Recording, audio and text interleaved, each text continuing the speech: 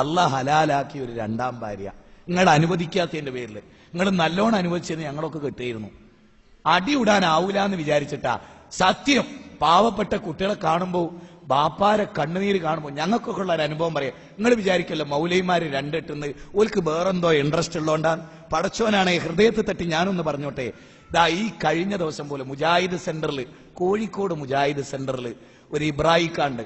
നിങ്ങൾ ചോദിച്ചു നോക്കി നിങ്ങളെ ഭർത്താക്കും, അദ്ദേഹത്തെ അറിയാത്ത ആരുമില്ല. അദ്ദേഹത്തിന്റെ മകളുടെ കാര്യം എന്നും പറഞ്ഞ് കരയും ഇബ്രാഹിക്ക, എന്നും പറഞ്ഞ് കരയും. ജീവിതത്തിൽ പലപ്പോഴും തോന്നുന്നു ഇബ്രാഹിക്ക ഞാൻ കെട്ടിക്കോളാം നിങ്ങളെ മോളെ എന്ന് പറയാൻ. നിങ്ങൾ അനുവദിച്ചോ? നിങ്ങൾ പെണ്ണുങ്ങൾ അനുവദിച്ചോ? എന്നിട്ട് ആ ബാപ്പാന്റെ ഞങ്ങൾ പ്രസംഗ രംഗത്തൊക്കെ പോകുന്നുണ്ട്, ഞങ്ങളോടാ പറയാ. അതാണ് പ്രശ്നം. അപ്പൊ ഞങ്ങൾക്ക് സങ്കടം തോന്നും. പടച്ചോനെ, ഈ പെൺകുട്ടി വയ്യാതാരായി പോവുമല്ലോ, കേട് വന്ന് പോവുമല്ലോ, ഓളെ കല്യാണം കഴിച്ചാൽ ഓക്കൊരു തൗഫീഖ് ഉണ്ടാവുമല്ലോ. അതിന് നിങ്ങൾ അനുവദിച്ചില്ല. ഇനി നിങ്ങൾക്ക് കേൾക്കണോ, സഹാബികൾ രണ്ട് ഭാര്യമാരില്ലാത്ത ആരും ഉണ്ടായിട്ടില്ല. നബി സല്ലല്ലാഹു അലൈഹി വസല്ലം ഒരു കാര്യവും കൂടി പറഞ്ഞ്, അത് നിങ്ങളാരും അനുവദിച്ചോളണമെന്നൊന്നുമില്ല. പക്ഷേ നബി സല്ലല്ലാഹു അലൈഹി വസല്ലം സ്വർഗത്തെ പറ്റി വിശദീകരിച്ചപ്പോ, നിങ്ങളെ ഭർത്താവിനെ സ്നേഹിക്കുന്നില്ലേ? ഇല്ലേ? സ്നേഹം കൂടുതലുകൊണ്ടാണ് ഇത് എന്നാണ് നിങ്ങൾ പറയുന്നത്. ആയിക്കോട്ടെ, റസൂലിന്റെ ഹദീസ് എന്താ അറിയോ? ഒരു വലിയ മുത്ത് സ്വർഗത്തില്, ഒരു വലിയ മുത്ത്. ആ മുത്തിനുള്ളിൽ ഒരാള് പ്രവേശിക്കും, ഭാര്യ ഭർത്താവ്. എങ്ങനെയുള്ള ഭാര്യ ഭർത്താവ് ആ പ്രവേശിക്കാറിയോ? ദമ്പതികളാണ് അവിടെ പ്രവേശിക്കുക. ആ വലിയ മുത്ത് സ്വർഗത്തില്. പക്ഷേ ഞാനും എന്റെ ഭാര്യ അവിടെ പ്രവേശിച്ചാൽ അവിടെ വേറെയും ഭാര്യയും ഭർത്താവും ഉണ്ടാവും. അവര് എനിക്ക് കാണാൻ പറ്റൂല, അവർക്ക് ഇന്നെയും കാണാൻ പറ്റൂല. മനസ്സിലായോ? അവിടെ ആരാ പ്രവേശിക്കുക? രണ്ട് കല്യാണം കഴിച്ച പുരുഷനും ആ രണ്ട് കല്യാണം കഴിച്ച ദമ്പതിമാരും. എന്തേ അള്ളാഹു അവർക്ക് സ്വർഗത്ത് പ്രത്യേകത കൊടുത്ത്? വ്യഭിചരിക്കാൻ സാധ്യത ഉണ്ടായിരുന്ന, ജീവിതത്തിന്റെ പുറമ്പോക്കിലേക്ക് തള്ളിപ്പോയ, പടച്ചോനെ പേടിച്ചൊരു പെണ്ണിനെ കെട്ടിയതിന്റെ പേരില്, രണ്ട് സ്ത്രീകളെ പോറ്റിയതിന്റെ പേരില് അള്ളാഹ് കൊടുക്കണ ഒരിടം. സ്വന്തം ഭർത്താവിന് അത്തരൊരിടം കിട്ടണമെന്ന് ഭാര്യ ആഗ്രഹിച്ച ഒരു തെറ്റും വരാനില്ല നിങ്ങൾക്ക്. ഇനി നിങ്ങളറിയാതെ നിങ്ങളെ ഭർത്താക്കന്മാര് വ്യഭിചരിച്ചാൽ നിങ്ങൾ അത് അഡ്ജസ്റ്റ് ചെയ്യുകയാണെങ്കിൽ ആ ഭർത്താവിനെ കൊണ്ട് നിങ്ങൾ ഹറാമാണ് ചെയ്യിപ്പിക്കുന്നത്. ഇത്രയും ഞാൻ പറഞ്ഞത് രണ്ടാമതൊരു കല്യാണം കഴിക്കാനുള്ള മോഹാണെന്ന് ഒരിക്കലും നിങ്ങൾ തെറ്റിദ്ധരിച്ച എന്റെ പേരിൽ നുണ പറഞ്ഞതിന്റെ പേരിൽ അള്ളാഹ് നിങ്ങളെ ശിക്ഷിക്കും. അത് നിങ്ങൾ കരുതരുത്. ഇങ്ങനൊക്കെ നിങ്ങളോട് ആരും സംസാരിക്കൂല. പക്ഷെ എനിക്ക് അങ്ങനെ സംസാരിക്കണം എന്ന് ഉറപ്പുള്ളതുകൊണ്ട് ഞാൻ സംസാരിക്കുകയാണ്. നിങ്ങൾ ഈ കാര്യങ്ങളൊക്കെ ഒന്ന് മനസ്സിലാക്കണം. ജീവിതം, നമുക്ക് ഈ ലോകത്തിനപ്പുറത്തൊരു യാത്രയല്ലേ. എന്താ അത് മറന്നു പോണത്? എന്താ അത് മറന്നു പോണത്? പടച്ചോന്റെ കോടതിയിൽ നിങ്ങളൊന്ന് ആലോചിച്ചു, ഒരു പെണ്ണിനെ വ്യഭിചാരത്തിൽ നിന്ന് രക്ഷപ്പെടുത്തിയ അള്ളാഹ് നിങ്ങൾക്ക് പ്രതിഫലം തരൂലേ? ആ പ്രതിഫലം എന്ത് നിങ്ങൾ തടയണോ? നിങ്ങളെ ഭർത്താവ് രണ്ട് സ്ത്രീകളെ നോക്കി, അതിൽ നിങ്ങളെ ഭർത്താവ് നല്ല ഈമാനുള്ള ഒരു മനുഷ്യൻ, നല്ലൊരു മുത്തക്കി, നല്ല നിലക്ക് മക്കളെ പോറ്റിയ ഒരാള്, അയാൾക്ക് രണ്ട് ഭാര്യമാരിലോ 6 മക്കളും ഉണ്ടെങ്കിൽ ആ 6 മക്കളെയും സമൂഹത്തിന് ഉപകരിക്കുന്നവരായി അയാൾ വളർത്തുമെങ്കിൽ നാടിന് നല്ലത് അതല്ലേ? തെമ്മാടികളായ മക്കൾ ജനിക്കുന്നേക്കാൾ എന്താ നിങ്ങൾ ആലോചിക്കാത്തത്? അതുകൊണ്ട് ഇനി നിങ്ങൾ ആലോചിക്കണം. ഈമാനുണ്ട് നിങ്ങളൊന്ന് ചെന്ന് പറയണം. അത്യാവശ്യം സാമ്പത്തികമായിട്ട്. ഇപ്പൊ എനിക്കറിയാം മുസ്ലിങ്ങളൊക്കെ റിയൽ എസ്റ്റേറ്റും അതും ഇതൊക്കെ ആയിട്ട് ബന്ധപ്പെട്ട് വീട്ടിലിരുന്ന് മൊബൈലിൽ മാത്രം ബിസിനസ് കൺട്രോൾ ചെയ്യുന്നവര്, വേറെ പണിയൊന്നും ഓൽക്കില്ല. 5 വരെ തൊട്ടടുത്ത പള്ളിയിൽ പോയി നിസ്കരിക്കും, നോമ്പ് ഓൽക്കും, സക്കാത്ത് ഒക്കെ പുരയിൽ. അങ്ങനെയുള്ള ഭർത്താവ് വലിയ കൊട്ടാരം കണക്ക് വീടൊക്കെ ഉണ്ടാക്കിട്ടെ ഒന്നിനെയും കൂടെ കല്യാണം കഴിക്കാൻ പറഞ്ഞത് ആ സാധു കുട്ടി രക്ഷപ്പെട്ടോട്ടെ. നിങ്ങൾക്കറിയില്ലേ സൗദാ ബീവിനെ നബി കല്യാണം കഴിക്കുന്നത് എപ്പോഴാ? നിങ്ങൾ എന്താ വിചാരിച്ചേ? നബി സല്ലല്ലാഹു അലൈഹി വസല്ലമയുടെ ആദ്യത്തെ കല്യാണം തന്നെ 15 വയസ്സിന്റെ വ്യത്യാസത്തിലല്ലേ? 4 കുട്ടികളുണ്ടായിരുന്നു ഖദീജ ബീവിക്ക് അന്ന്.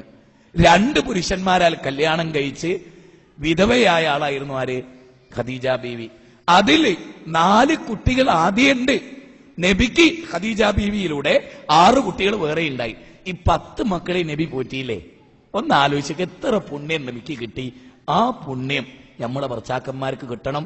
അത് അഡ്ജസ്റ്റ് ചെയ്ത് ആ പുണ്യമൊക്കെ ഒന്നും കിട്ടും.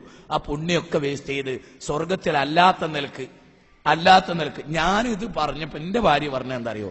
അമ്മുത്തിൽ നിങ്ങൾ പോണ്ടാന്ന്, ആ സ്വർഗത്തിലെ മുത്തിൽ നിങ്ങൾ പോണ്ടാന്ന്. അപ്പൊ ഞാൻ ചോദിച്ചെടി ഞമ്മക്ക് ഒന്നിച്ചു പോയിക്കൂടെ എന്ന് ചോദിച്ചപ്പോൾ പറഞ്ഞേ, വേറെ എന്തൊക്കെ പുണ്യം നേടാൻ റസൂൽ എന്തൊക്കെ പഠിപ്പിച്ചിട്ടുണ്ട് അതൊക്കെ നിങ്ങൾ ചെയ്തോളി. നിങ്ങൾ എന്റെ അടുത്ത് വരി തന്നെ വേണ്ട, നിങ്ങൾ എല്ലാവർക്കും ദേവത്ത് ഇറക്കിക്കോളി.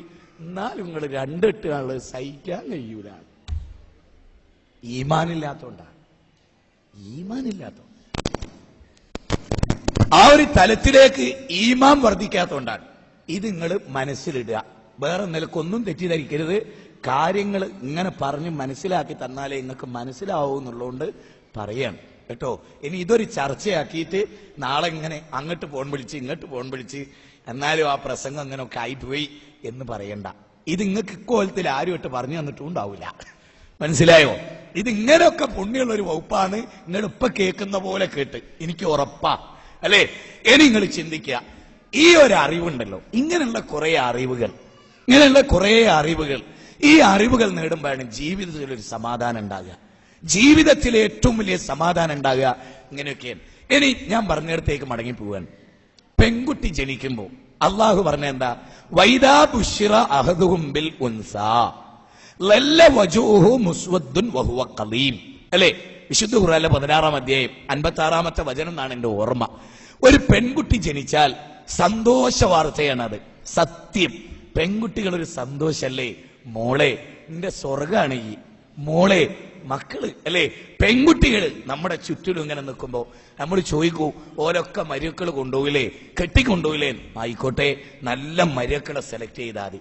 ഉമ്മാനെയും ബാപ്പാനെയും സ്നേഹിച്ച് നല്ലോണം നോക്കുന്നേ നല്ല മരുക്കളെ.